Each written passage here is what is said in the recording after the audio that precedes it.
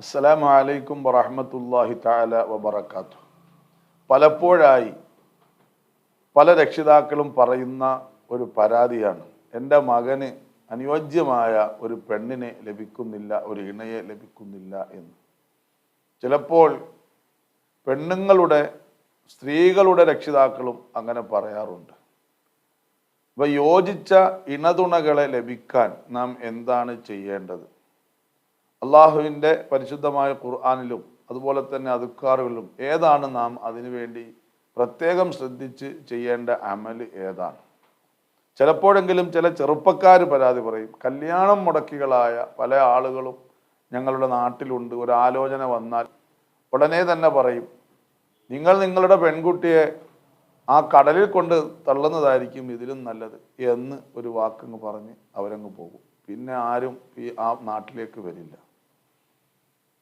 അതിനെതിരെ ചെറുപ്പക്കാർ തന്നെ വലിയ പ്രതിഷേധങ്ങൾ നടത്തിയ പല വാർത്തകളും നമ്മൾ കണ്ടിട്ടുണ്ട്.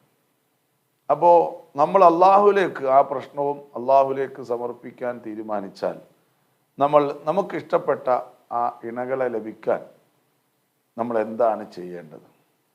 സൂറത്തുൽ ഫാത്തിഹ, സൂറത്തുൽ ഇഖ്ലാസ്, അതുപോലെ തന്നെ മുഅവ്വദത്തൈനി 7 തവണ ഓതുക. ഇത് 4 7 തവണ പാരായണം ചെയ്യുക. അപ്പോൾ ഫാത്തിഹ 7, ഇഖ്ലാസ് 7, ഫലക്കും നാസും, അതാണ് മുഅവ്വദത്തൈനി എന്ന് ഉദ്ദേശിക്കുന്നത്. കാവലിനെ ചോദിക്കുന്ന 2 സൂറത്തുകളാണ്.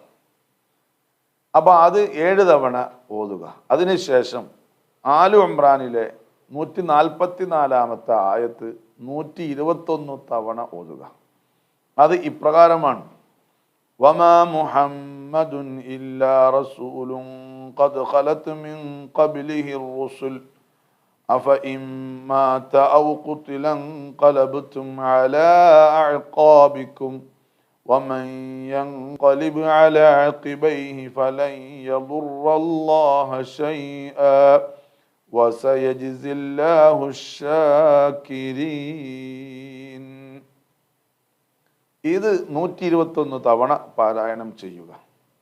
അതിനുശേഷം സ്വലാത്തുൻ നാരിയ, അല്ലാഹുമ്മ സ്വല്ലി സ്വലാത്തൻ കാമില വസല്ലിം സലാമൻ താമ്മൻ അലാ സയ്യിദിനാ മുഹമ്മദിൻ അല്ലദീ തൻഹല്ലു ബിഹിൽ ഉഖദ് വതൻഫർജു ബിഹിൽ ഖുറബ് വതുഖ്ലാ ബിഹിൽ ഹവായിജ് വതുനാലു ബിഹിർ റഗായിബ് വഹുസ്നുൽ ഖവാതിം ويستسقى الغمام بوجهه الكريم وعلى آله وصحبه في كل لمحة ونفس بعدد كل معلوم لك.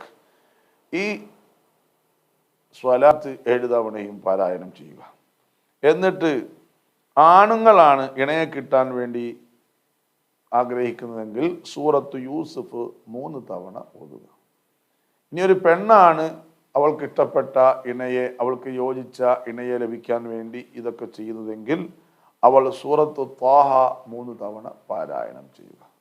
എന്നിട്ട് അള്ളാഹുവിനോട് ദുആ ചെയ്യുക, അള്ളാഹുവേ എനിക്ക് യോജിച്ച ഇണയെ നൽകണേ, തുണയെ നൽകണേ എന്ന് പ്രാർത്ഥിക്കുക.